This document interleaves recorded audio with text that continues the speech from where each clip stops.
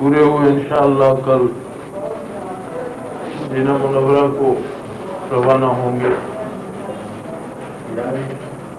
بیانات، تقریریں، ترغیب، تبلیغ، بڑے لمبے لمبے جلسے، بڑی لمبی لمبی تقریریں، بڑی موٹی موٹی تصنیفات،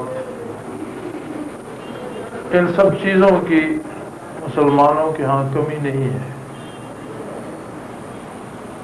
یہ کوئی ضروری نہیں کہ صرف میں کہہ رہا ہوں یا کر رہا ہوں، بڑے شعلہ بیان مقرر، بڑے قابل ادیب اور مصنف، ہر شعبے زندگی کے لوگ موجود ہیں۔ کمی اگر ہے تو صرف ایک بات ہے، وہ ہے عملاً اسلام کو اپنانے میں۔ یہ بھی بڑی عجیب بات ہے کہ ہر مسلمان کی یہ خواہش بھی ہے، اور تقریباً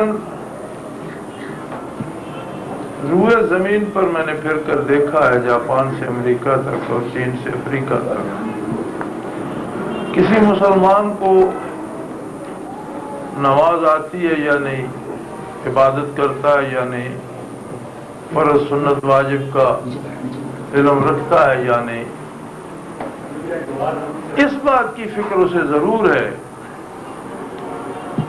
کہ یہ اسلام نافذ ہونا چاہیے، اسلامی احکام پہ عمل ہونا چاہیے، اسلام کی عزت ہونی چاہیے، اسلام کی حکومت ہونی چاہیے۔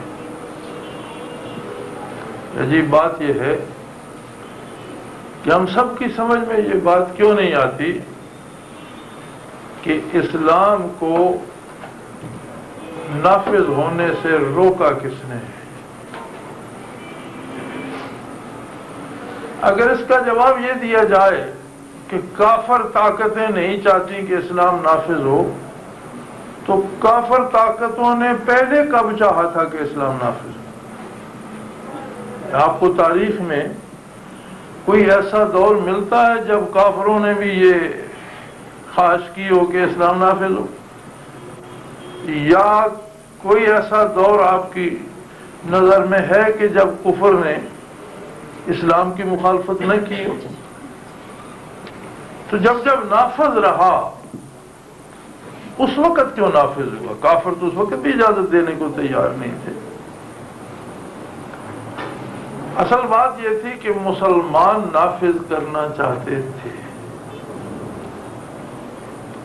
آج کافروں نے نہیں روکا ہوا، آج ہم اپنے علاوہ سب پر نافذ کرنا چاہتے ہیں، اور جب نافذ رہا تب مسلمان اس کو اپنانے میں ایک دوسرے پر سبقت لے جانے کی فکر کرتے تھے۔ جب اسلام نافذ رہا تو اس کی بنیادی وجہ یہ تھی کہ ہر مسلمان دوسرے سے زیادہ اسلام پر عمل کرنے کی کوشش کرتا تھا۔ فَفِرُّوا إِلَى اللَّهِ، اللہ کی طرف بھاگو، دوڑ کرو۔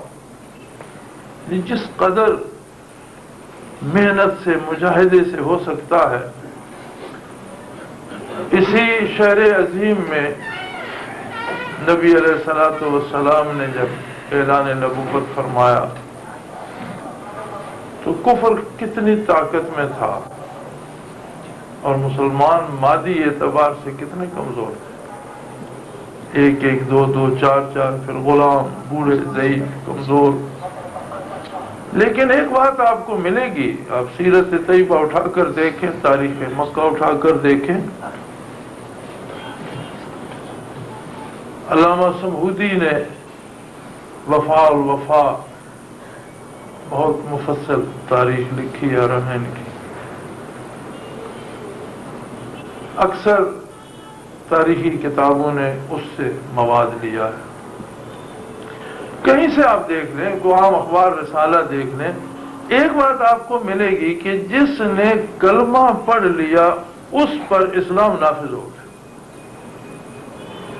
پھر اس نے غیر اسلامی رؤساء کی پرواہ نہیں کی اور ان سے کسی نفع کی امید نہیں رکھی، غیر اسلامی انداز معیشت سے اس نے کوئی توقع نہیں رکھی دولت حاصل کرنے کی، غیر اسلامی انداز انصاف کو وہ خاطر میں نہیں لایا، خواہ اسے کتنے بھی مظالم برداشت کرنا پڑے، لیکن اس نے جہاں تک اس کا بس چلتا تھا اسلامی پر عمل کیا۔ کسی نے اسے روکا تو جکڑ کر باندھ کر اس حال میں بھی وہ تڑپتا ہی رہا۔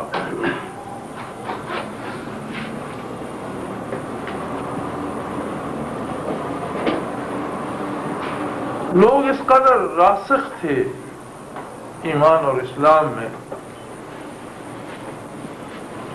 کہ آل یاسر کو اور میں کئی دنوں سے متواتر سنا دیا تو مجھے شرم آنے لگی ہے کہ لوگ مجھے کہیں گے کہ ایک بوڑھی عورت نے بھی تیری بات نہ مانی، تیری سزا اسے بھی نرم نہ کر سکی، تو دل سے انکار لیکن میری بات رکھنے کے لیے زبان سے تو کہہ دے کہ میں خدا کو واحد نہیں مانتے، دینے سے کیا ملے گا؟ تو بے وقوف ہے، تیری سمجھ میں بات نہیں آ رہی۔ حقائق کو تبدیل کر کے ان کا اظہار کرنے سے حقائق تبدیل نہیں ہوتے، بات کرنے والے کے منہ میں خاک پڑتی ہے۔ تو میں ایسی بے وقوف ہوں کہ جب جانتی میرے سامنے ہے اللہ واحد ہے، اس نے غصے میں آ کر بڑی بے دردی سے اور بڑی بری طرح نشید کہ وہ پہلا خون تھا ایک خاتون کا جو اسلام کی راہ میں سرزمین مکہ پہ پہلی شہید۔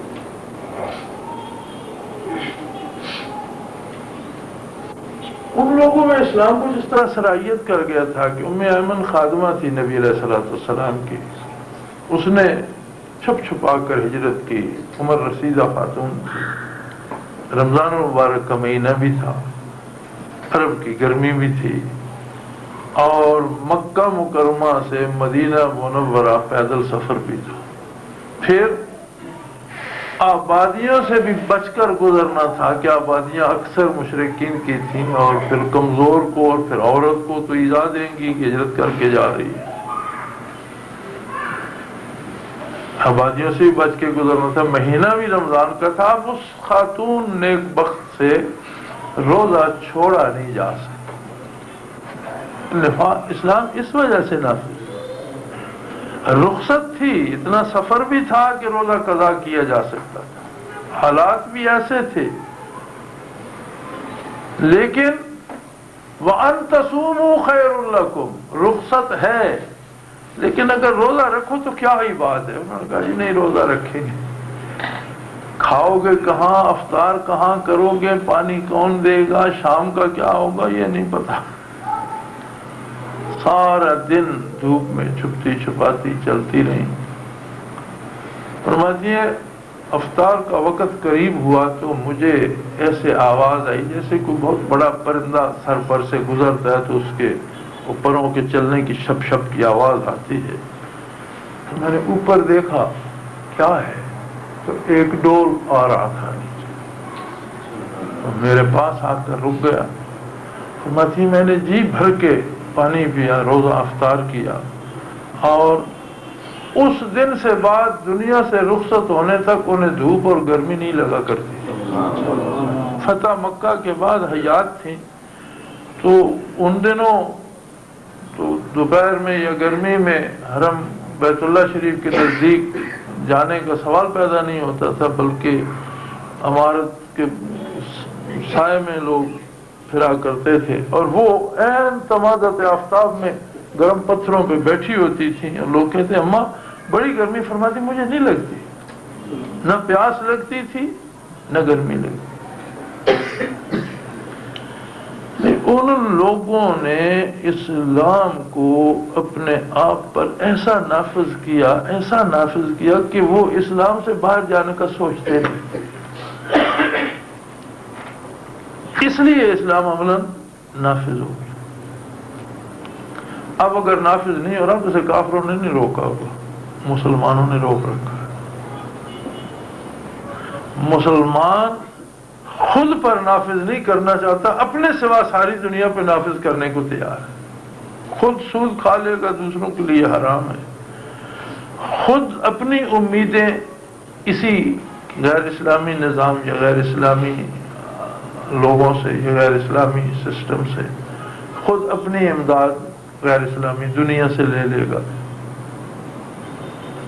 اپنے لیے سب کچھ غیر اسلامی قبول کر لے گا، دوسروں پر اسلام نافذ کرنے کی فکر رہے گی۔ یہ طرز عمل جو ہے یہ رکاوٹ ہے اسلام کی راہ میں۔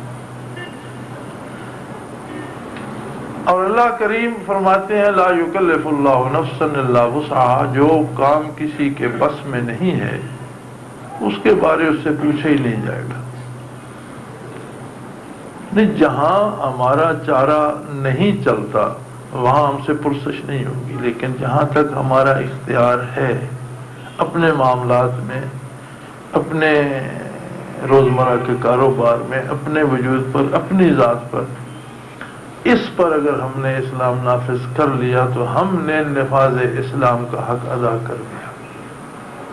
اور اگر ہم یہ بھی نہ کر سکے تو اسلام کو نافذ ہونے سے روکنے کے ذمہ دار ہم ہوں گے۔ اللہ ہمیں معاف فرمائے، اس کی پرسش ہو گئی تو شاید ہمارے یہ طواف اور عمرے اور یہ سعی اور یہ بھاگ دوڑ اس کے مقابلے میں کوئی حیثیت نہ رکھے۔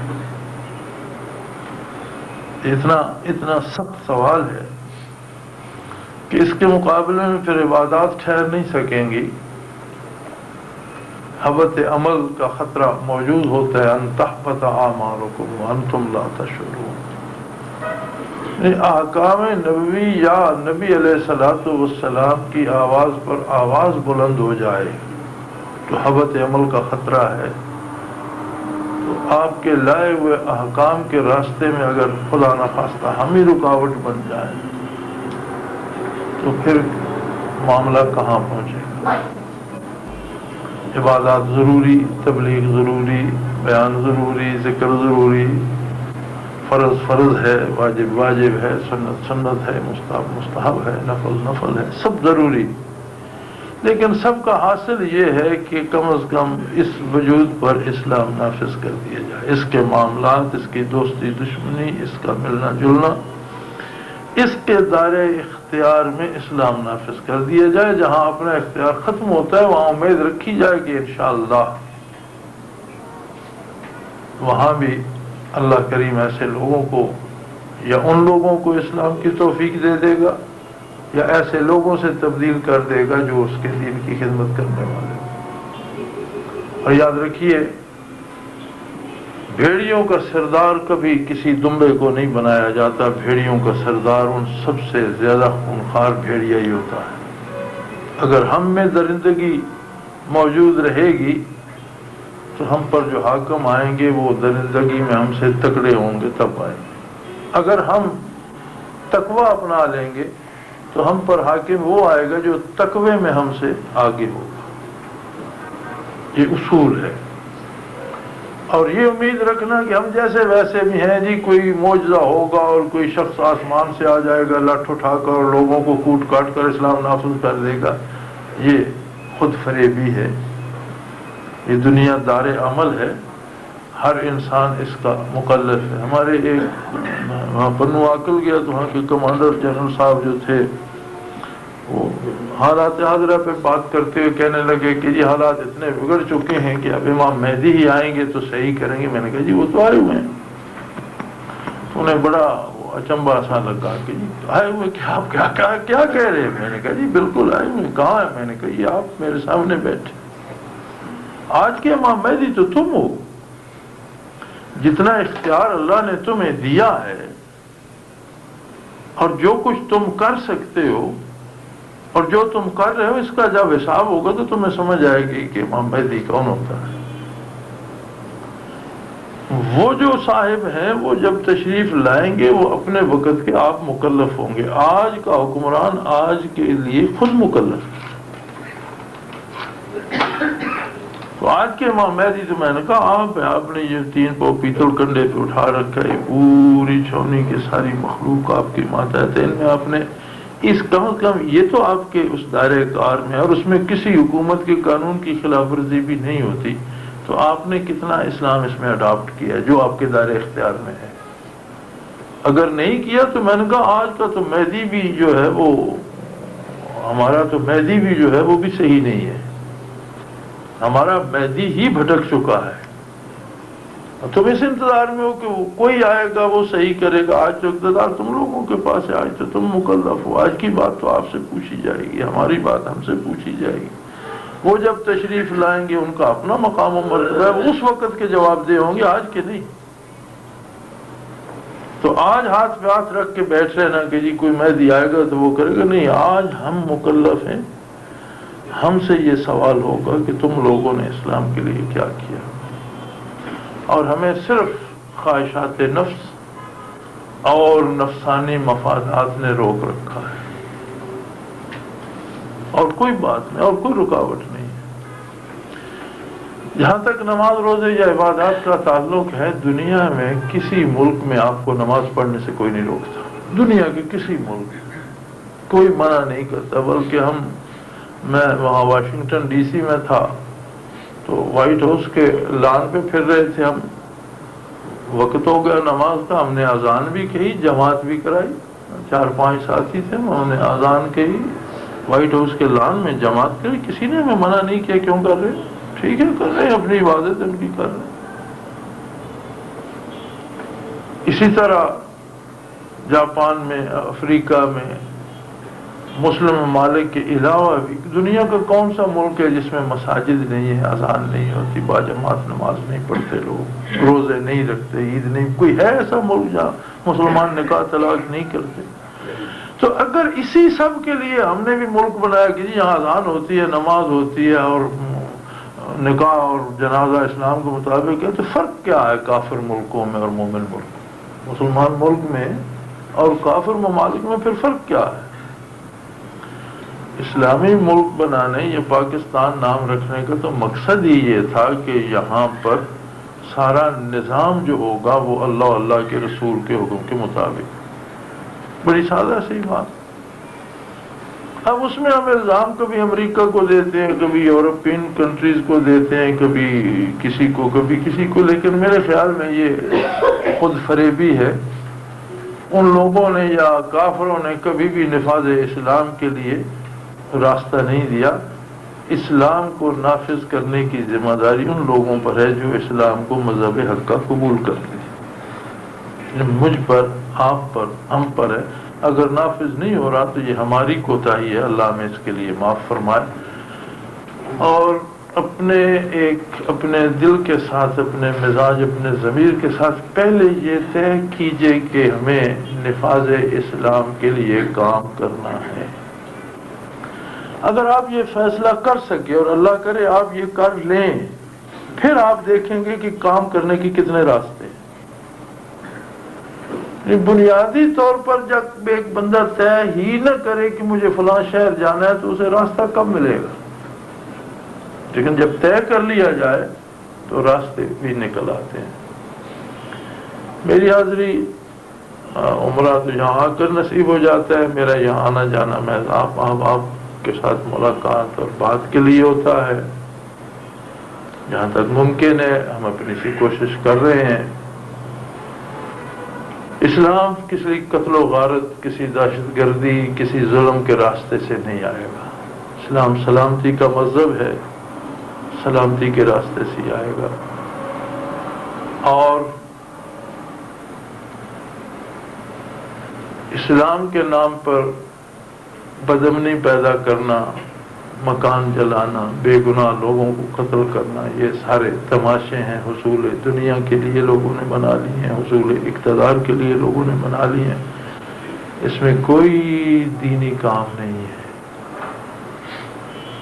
اور عجب تماشا ہے ہمارے ملک میں، جو لوگ قتل کے فتوے صادر کرتے ہیں، پھر جب ان کی صلح ہو جاتی ہے پھر کہتے ہیں ہم بھائی بھائی ہیں۔ بھائی تھے تو اس نے لوگوں کو قتل کیوں کروایا؟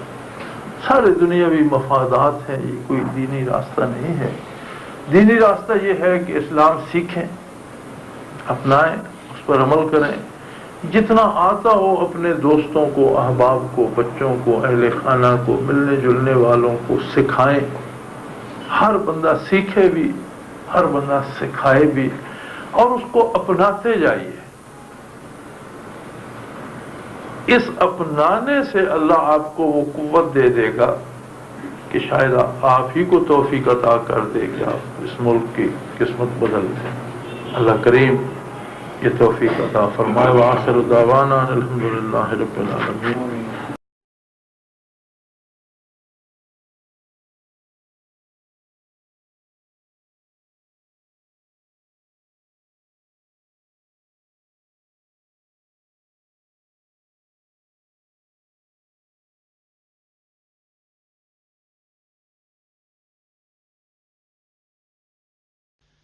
اثاثہ ہے مومن کا الفت نبی کی، اثاثہ ہے مومن کا الفت نبی کی. چلو نعت ایک آج لکھیں نئی سی، محمد کی عظمت کا جھنڈا اٹھ